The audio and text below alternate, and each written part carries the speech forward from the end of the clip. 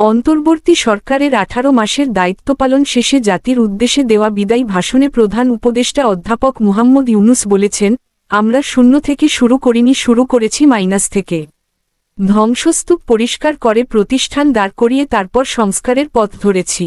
আজ অন্তর্বর্তী সরকার বিদায় নিচ্ছে, কিন্তু গণতন্ত্র, জবাবদিহিতা, বাকস্বাধীনতা ও অধিকার চর্চার যে ধারা শুরু হয়েছে তা যেন কখনো থেমে না যায়।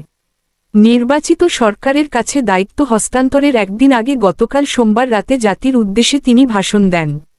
ভাষণে প্রধান উপদেষ্টা বলেন, আমরা রাষ্ট্রীয় দায়িত্ব ছেড়ে গেলেও নতুন বাংলাদেশ গড়ার সার্বিক দায়িত্ব আমার, আপনার, আমাদের সবার। আমাদের সকলের দায়িত্ব দেশকে সত্যিকারের গণতন্ত্র হিসেবে পরিস্ফুটিত করা। জুলাই গণ অভ্যুত্থান আমাদের জন্য এই দরজা খুলে দিয়েছে।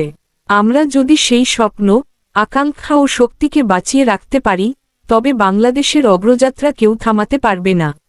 গণ অভ্যুত্থানে শহীদ ও আহতদের স্মরণ করে প্রধান উপদেষ্টা বলেন, গণ অভ্যুত্থানে যারা প্রাণ দিয়েছে, শরীরের অঙ্গ হারিয়ে দুঃসহ জীবনযাপন করছে, যাদের লাশ পুড়িয়ে ফেলা হয়েছে, যাদের লাশ এখনও খুঁজে পাওয়া যাচ্ছে না, যারা অল্পের জন্য বেঁচে গেছে, তাদের সকলের আত্মত্যাগকে এ জাতি যেন কোনোদিন ভুলে না যায়। প্রতিটি রাষ্ট্রীয় সিদ্ধান্ত গ্রহণে আমরা যেন তাদের ছবি মনে রেখে সিদ্ধান্ত নিই।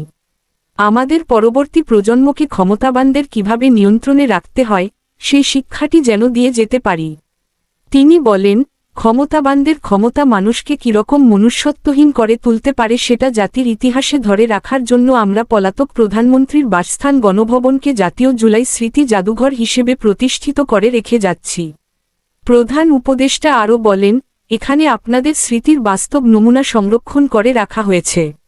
জাদুঘর যখন জনসাধারণের জন্য খুলে দেয়া হবে তখন আপনি যেখানেই থাকুন, দেশে থাকুন, বিদেশে থাকুন, আমি অনুরোধ করব আপনি সপরিবারে একবার এসে কিছুক্ষণ জাদুঘরে কাটিয়ে যাবেন। সংস্কার কার্যক্রম প্রসঙ্গে তিনি বলেন, ২৪-এর গণ অভ্যুত্থানের সময় দেয়ালে দেয়ালে তরুণরা যে নতুন বাংলাদেশের স্বপ্ন এঁকেছিল তার কেন্দ্র ছিল প্রাতিষ্ঠানিক সংস্কার। সেই প্রত্যাশা বাস্তবায়নে অন্তর্বর্তী সরকার প্রায় ১৩০টি নতুন আইন ও সংশোধনী প্রণয়ন করেছে এবং প্রায় ৬০০টি নির্বাহী আদেশ জারি করেছে, যার প্রায় ৮৪% ইতোমধ্যে বাস্তবায়িত হয়েছে।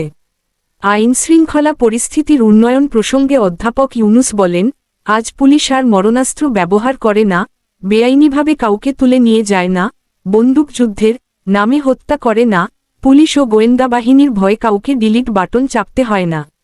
জনবান্ধব ও জবাবদিহিমূলক বাহিনী হিসেবে গড়ে তোলার লক্ষ্যে পুলিশ কমিশন অধ্যাদেশ ২০২৫ প্রণয়ন করা হয়েছে। বিচার বিভাগ সম্পর্কে প্রধান উপদেষ্টা বলেন, বিচার বিভাগকে স্বাধীন ও শক্তিশালী করতে পৃথক সচিবালয় গঠন, বিচারক নিয়োগে স্বচ্ছ কাঠামো এবং দেওয়ানি ও ফৌজদারি আইনে যুগান্তকারী সংস্কার করা হয়েছে।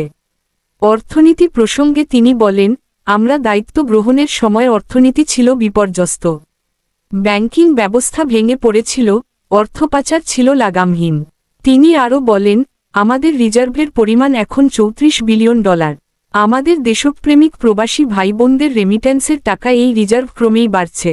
অন্তর্বর্তী সরকারের পররাষ্ট্রনীতির বিষয়ে তিনি বলেন, পররাষ্ট্রনীতিতে বাংলাদেশের সার্বভৌমত্ব, জাতীয় স্বার্থ ও দেশের মর্যাদা, এই তিনটি মূল ভিত্তি আমরা দৃঢ়ভাবে পুনরুদ্ধার করতে সক্ষম হয়েছি।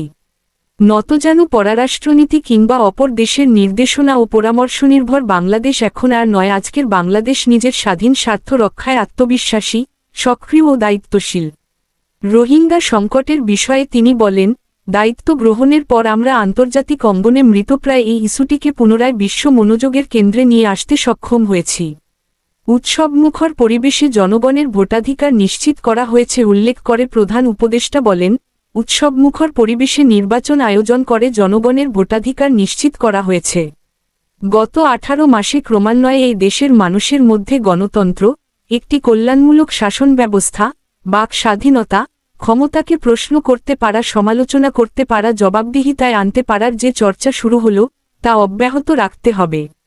এই ধারা যেন কোনোরকমেই হাতছাড়া হয়ে না যায়।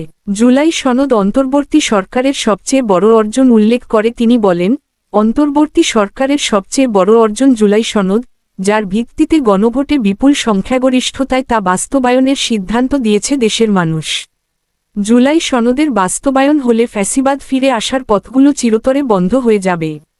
আশা করব এটা নির্ধারিত সময়সীমার মধ্যে বাস্তবায়ন হবে। একটি ন্যায়ভিত্তিক, মানবিক ও গণতান্ত্রিক বাংলাদেশ গড়ে তোলার সংগ্রাম অব্যাহত রাখতে দলমত, ধর্ম, বর্ণ, নারী পুরুষ নির্বিশেষে সকলের প্রতি আহ্বান জানান তিনি।